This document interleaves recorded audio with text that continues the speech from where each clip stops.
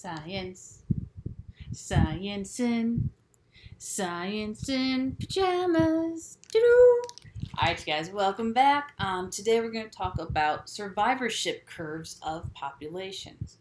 Now, what a survivorship curve is, it looks at the relative maximum lifespan of a given population compared to other populations. So, it looks at the number of individuals born versus when do they die.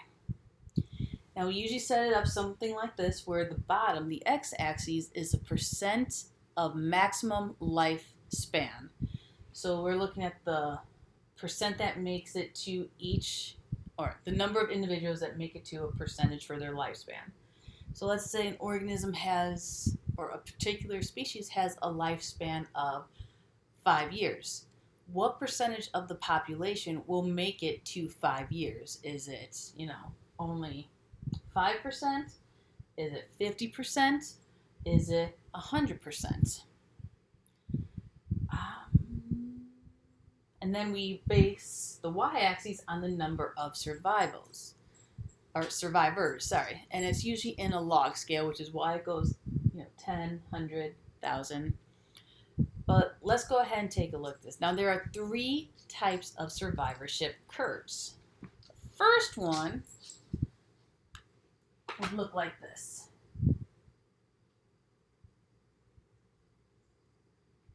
So this is type 1.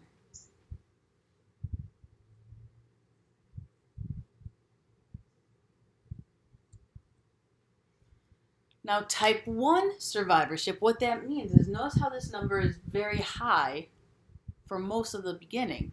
That means that a lot of individuals start off, and we don't see this drop off until the end.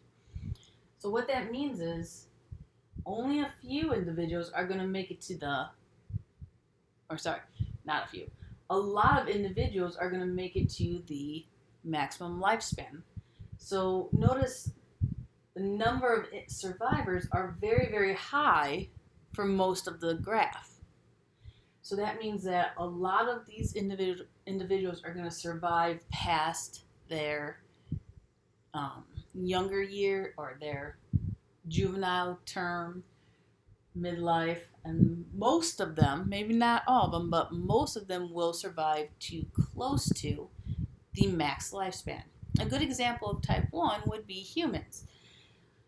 Most of us will, survive our childhood, survive our teenage years, survive our 20s and 30s, and then we start to see greater numbers dying after that, a little bit in the 40s, more in the 50s, more in the 60s, more in the 70s, and then most people die, or a lot of people will die around 80 or 90. So we have most people surviving the younger half of their life, and then many of us making it to the max lifespan. The next one would be type 2.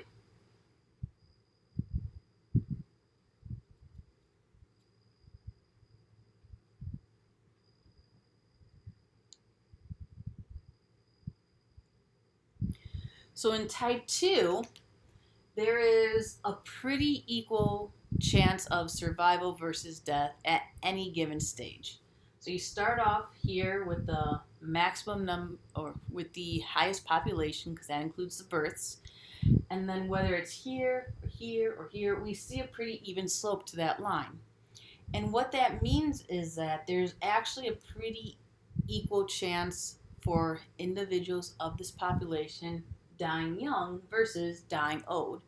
So they have a pretty even shot of either dying in their juvenile time or making it to their max lifespan. A good example of this would be something like squirrels. A lot of rodents. Yes, they have a good chance of dying young, but you also see plenty of them that have survived and made it to adulthood and continue to survive beyond that. All right, so higher chance of survival, equal chance of survival. And then the last one is going to be type 3.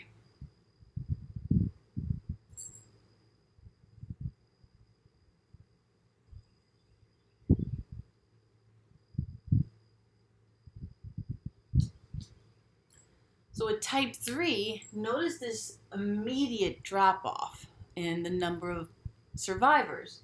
So that means that a lot are born, but very few of them are going to survive past, their juvenile time. But those that do survive have a good chance of making it to the max lifespan. Examples of type 3 would be a lot of your marine invertebrates, such as clams.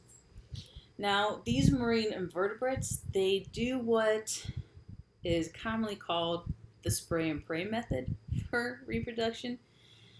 It means that the males and females of that population are just going to shoot their gametes up into the water column. So the male clams will shoot their sperm up into the water, the female clams will shoot their eggs up into the water column, and hope for the best.